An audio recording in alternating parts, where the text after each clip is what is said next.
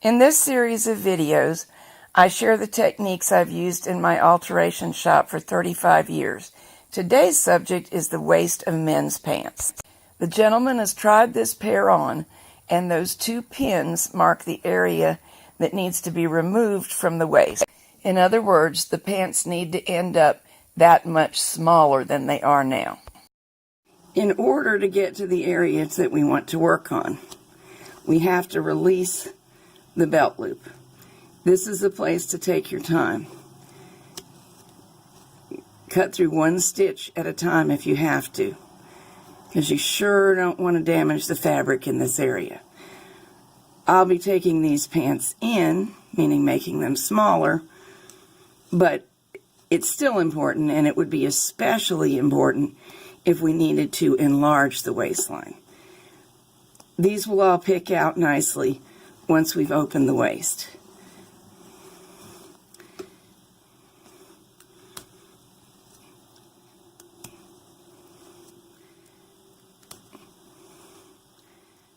Almost there.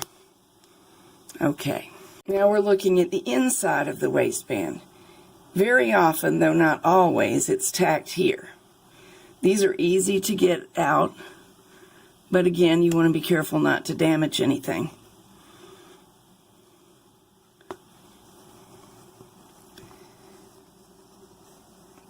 Usually, as in this case, this is very typical, these are done in sturdy white or off-white thread, not the garment thread.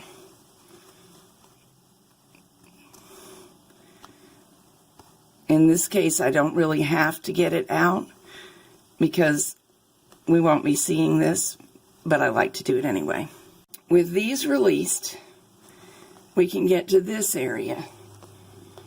Some of it came out because it was partly the attachment of the belt loop, but there are some more stitches to be released, and that's usually the case.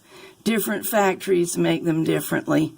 Sometimes it's all one step, the attaching of the belt loop and the tacking down of the waistband. So now we're getting to what the waistband looks like inside. In this area, you see some remnants of stitches that were from where the belt loop was sewn on here. So we'll gently scrape. They're all broken. All the threads are broken. But it's best to go ahead and pull them out now.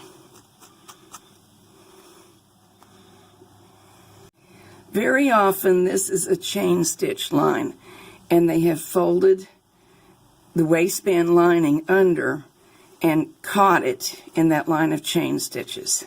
So we want to release the chain stitches. But what I usually do is use the seam ripper on the area that's got these 4 layers.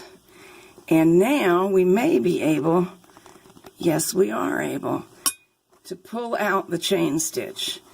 And we won't be putting it back with chain stitch usually. I don't have a machine that does it, and most seamstresses don't. That's usually a factory thing. Here's a trick I have learned, and here's one reason we don't usually use chain stitches. First of all, I was looking for where I will stop the taper, and I was planning on breaking the chain stitch by cutting the thread. That way I can ravel on down to it as fast as it will pull out. But this is a feature that you sometimes see in an imperfectly made chain stitch. That would have eventually been an area where the seam is weak and would give up. And now, often you can't just ravel down. The chain gets caught at various places. This one got caught here. So I manually pick out a few stitches, and it happened at the place it almost always does. This is the area where the waistband joins the trouser seat, and it's thicker because of all the layers of the seam. Having picked past that, I may be able to find the end of this thread and just pull. I've brightened up this picture for you so it's unrealistically bright. You don't really get this good a view. but you can see what's going on like this. Although probably it's fading at the edges. There we go.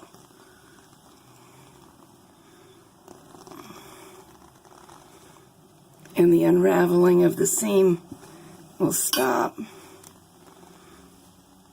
where I cut that thread. Even though it's a chain stitch, these are 2-thread chain stitches. So now there's a hole of what looks like a line of stitching on the other side, but I still need to remove it, and it just pulls out because the 2 chains lock together. Now we're free. If a pair of pants has not had a lot of wear and you do need to enlarge it, you can see little holes there right now. There we go, you can see them. Usually the steam of the pressing will get those out and you don't have to worry about them. This is where the new stitching line needs to be. And this is just about as much as you can take in a pair of pants without making the pockets lie in a funny position on the behind. It's marked with 2 pins for 2 reasons. One pin doesn't really like to go through all the layers of fabric when you're fitting the gentleman. And I also thought that it would be easier for you to see what I was doing. So what I had done is pinched with my fingers, checked with the man, and then marked the pinched area with my pins. Now we measure. This is 1 5/8 inch from the old seam, which is easy to see because there's a fold where it was. I may or may not have gotten my amount perfectly centered. This is 1 1/2. So I didn't, but the proper place then for the seam is not here or here, but here, which is, I think, 1 9/16 inches from the old seam line. So now, knowing that, I can get rid of these pins. Come back over here. Align my 2 stitching lines. If you're not positive, put a pin in them and make sure they do align. Because sometimes the edges of the fabric are not perfectly in alignment when the seam is. The factory doesn't devote itself to that. You can see they're just a little off. But I'm lined up. Now I can measure over to the new correct seam line. 1 9/16. Let me where my thumbnail is pointing. So I'll just let it keep pointing. And there's my new seam line position. We can now dispense with this pin. When you are on the inside of the pants, you don't have wondrous visibility about what's going on the outside. And a critical thing to the looks of the new waist area is that this seam goes straight across the back. Here's a trick that will help you align it.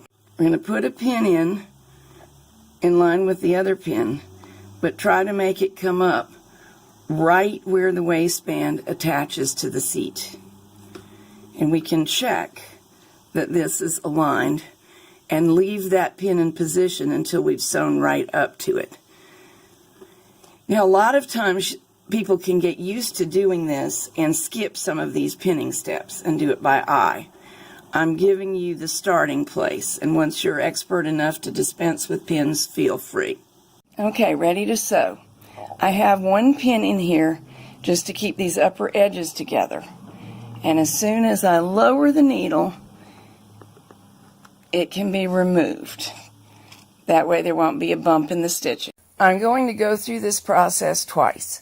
Both ways are slow, but it doesn't actually take very long because there's not very much sewing. The first way with the pins is what I recommend you do for the first few times, to be very certain that you're getting the stitching line that you want. Even with pins in, you must work very slowly and carefully at the waistband area to make sure the alignment stays correct. But now we're ready just to slant the new seam down to meet the old seam deeper in the crotch. Here's the way you'll be able to do it after a little bit of experience. Fewer pins, more feeling with the fingertips to keep the alignment correct, and it goes a little bit faster. It actually can produce the better result, but not until you have full control and your fingertips become knowledgeable. We're only sewing a few stitches at a time to keep on repositioning the fabric and making sure that it's going correctly. Therefore, always try to stop with the needle down, holding the seam in position. And now we're slanting just by eye down towards the deep part of the seat and the crotch so that the new seam blends with the old seam. There is the old seam. I'm getting really close to it. You can see it as a fold line sometimes when the fabric moves. We're approaching it more closely, almost there. Here it is, marked with the pin again. And now I'm going to overlap the new seam with the old seam. Every time you see the action slowing, it's because I reached over with my right hand and I briefly hit the reverse button to tie a little knot. Here's how what we just did looks from the outside. Everything has aligned nicely and we can move on. If you are sewing for the public, it's traditional to preserve as much seam allowance as possible rather than trimming off all the excess fabric. Here are two configurations you might choose. I chose the second one, the one you're looking at now for this pair. With the inside of the waistband in the position you just saw, I'm stitching through the seam, called stitching in the ditch, where the waistband joins the trouser seat, working from the outside now. We're reattaching the inside and outside of the waistband to each other. It's almost but not quite perfect. The left side, the stitching shows a little bit, but in this case that will be okay because we still have to put the belt loop on and it can cover that area. Generally, the two ends of the belt loop will be somewhat different in that one was attached actually by sewing it into the waistband seam previously, which is not the way I put it back. But we want it to look the same, so we'll measure the position of the other belt loops, sew across this one in two places so that it aligns with the waistband in the same manner, but we don't have to go through all the layers and predict how it will fall. Now usually your top stitched end is on the top edge of the waistband. So we just align the fold at the top of that belt loop with the fold at the top of the waistband and stitch it back and forth securely. Now snip off every single thread that presents itself. There can be a lot of them, and getting them all and getting them really close to their source is the difference between a nice looking job and a sloppy looking job. So keep looking, make sure you've got them all. Part of finishing the job is pressing the new seam into position. However, it's good to check before any pressing is done to make sure that it's laying down without bumps even before pressing. That's a sign of a job well done. If it looks this smooth before pressing, the fact that there was an alteration made will be invisible afterwards.